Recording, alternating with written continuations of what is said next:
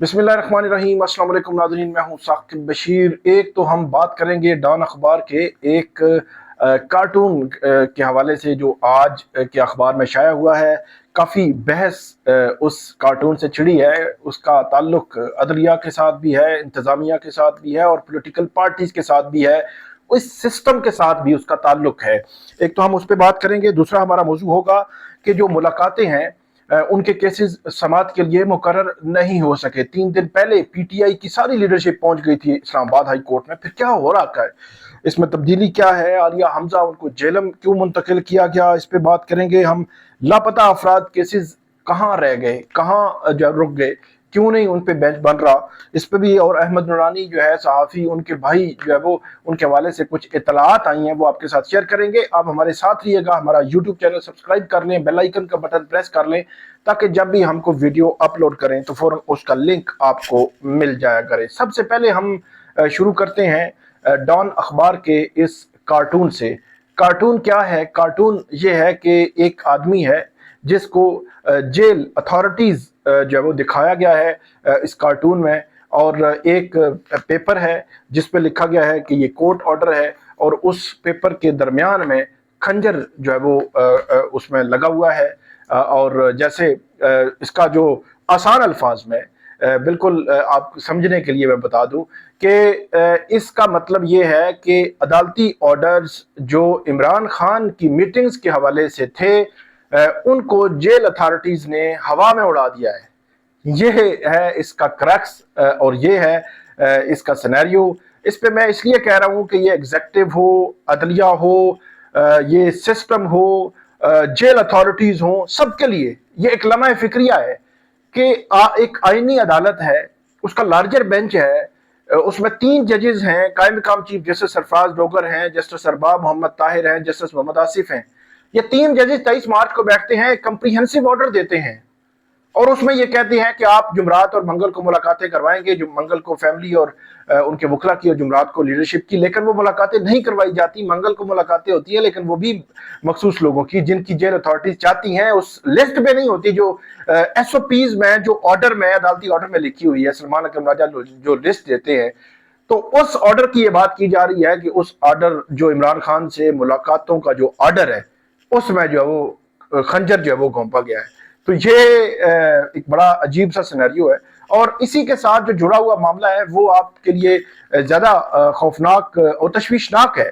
वो ये है कि जो पीटीआई है, इसकी लीडरशिप है, अलीमा खान है, उमर अयूब है, ये सारे लोग आज से 3-4 रोज कबल वहां पे इस्लामाबाद हाईकोर्ट पहुंचे थे और सब ने कलेक्टिव उन्होंने कहा हम एफर्ट करते हैं, क्योंकि माजी में भी ये होता रहा है। वहां गए थे, वहां उन्होंने बात की थी और वहां कोशिश की थी कि केस लग जाए। चीफ जस्टिस कायम मकाम चीफ जस्टिस सरफराज डोगर उनके कोर्ट रूम में वो गए, लेकिन वहां उनकी इंटरेक्शन नहीं हो सकी उनके साथ।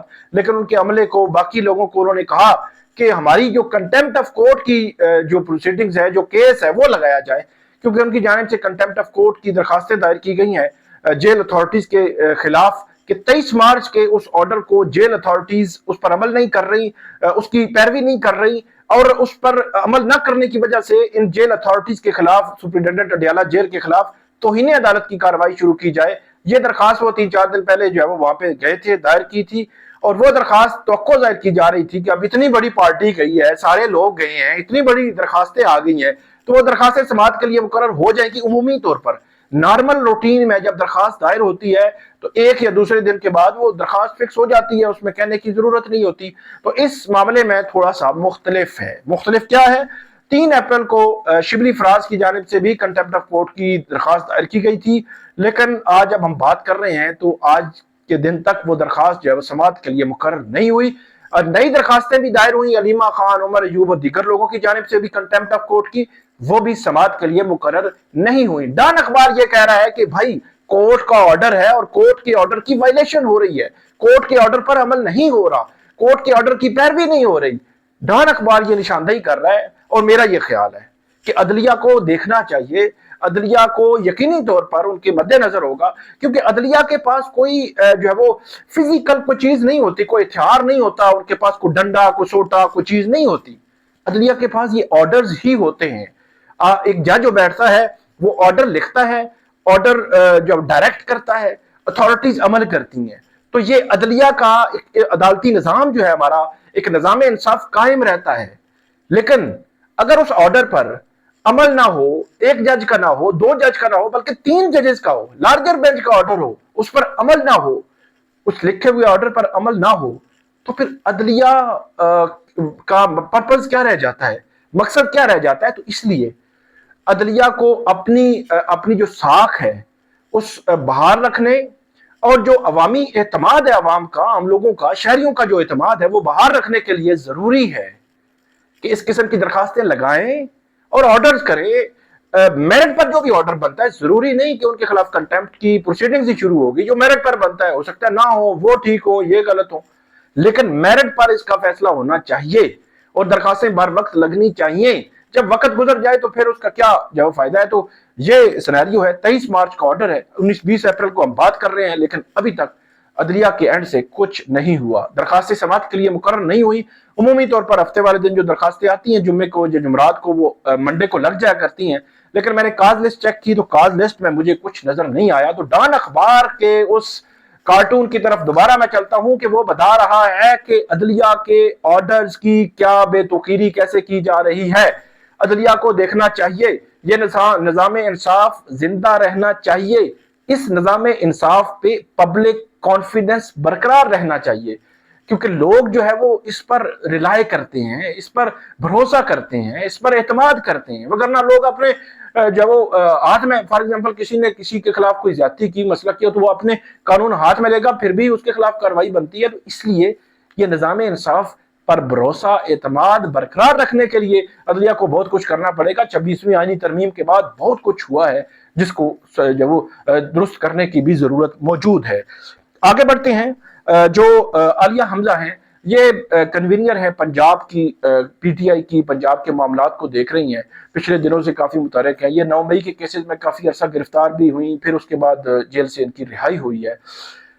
اب معاملہ ایک بڑا ایک عجیب سا مجھے لگ رہا ہے کہ جب ہم یہ بات کرتے ہیں صنفی امتیاز کی، مرد ہو یا خاتون ہو، قانون سب کے لیے برابر ہے، جس لحاظ سے اس کو مرد کے لیے اگر قانون میں مختلف ہے یا عورت کے لیے مختلف ہے تو وہ اس میں لکھا گیا ہے، لیکن مسئلہ یہ ہے کہ جو پولیٹیکل جو ایکٹیویٹیز ہیں ان میں ہماری خواتین کم جو ہے وہ ایکٹیولی آپ یہ کہہ سکتے ہیں بہت فرنٹ فٹ پہ آتی ہیں۔ اگر خواتین آ رہی ہیں، اگر عالیہ حمزہ جو ہے وہ ایکٹیو ہیں پنجاب میں اور وہ قانون پر عمل کر رہی ہیں، کوئی قانون کی خلاف ورزی نہیں کر رہی، کوئی ایسی گفتگو نہیں کر رہی جو آبجیکشنیبل ہو، اور ودن جو باؤنڈری ہے کوئی وہاں پہ جلسہ، کوئی احتجاج، جلوس، وہ جلسہ کر رہی ہیں، کوئی سپیچ کر رہی ہیں، کوئی کارنر میٹنگ کر رہی ہیں، اپنے کارکنان سے گفتگو کر رہی ہیں، تو میرا خیال ہے ایسی پولیٹیکل ایکٹیویٹیز کو تنگ نہیں کرنا چاہیے۔ اس سے پہلے میں بات کرتا رہا ہوں کہ جو علیمہ خان ہے، عظمیٰ خان ہے، نورین خان ہے، یہ عمران خان کی بہنیں ہیں، ان کو روکنا نہیں چاہیے۔ جیل روز میں لکھا گیا ان کی ملاقات آپ کروائیں۔ وزیر اعلیٰ پنجاب جو ہے وہ مریم نواز صاحبہ جو ہے وہ خاتون ہیں، وہ بھی ان کو اس اینگل سے بھی اس کو مد نظر رکھنا چاہیے۔ کل کوئی بھی پولیٹیکل پارٹی اس کے خلاف کیسز بن سکتے ہیں، ہم نے دیکھا ہے ایک پولیٹیکل پارٹی سے دوسری سے پھر تیسری آ جاتی ہے، پھر پہلی شروع ہو جاتی ہے، تو یہ وقت بدلتے نہیں پتہ چلتا، تو پھر آپ جب اپوزیشن میں ہوتے ہیں، آپ کے خلاف اس قسم کی چیزیں استعمال ہو رہی ہوتی ہیں، تو پھر آپ اس وقت کہتے ہیں کہ جی یہ ہو رہا ہے۔ تو اس لیے آپ حکومت میں ہیں، آپ کو چاہیے کہ ان کی ایک تو ملاقات کروانی چاہیے، نہیں روکنا چاہیے۔